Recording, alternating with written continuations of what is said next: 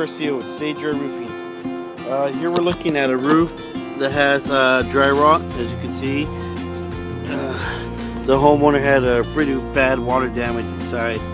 So what we're doing here is we're doing a relay. You can see the new underlayment being installed just after the lifespan of each underlayment is 5 years each layer on exposed weather. So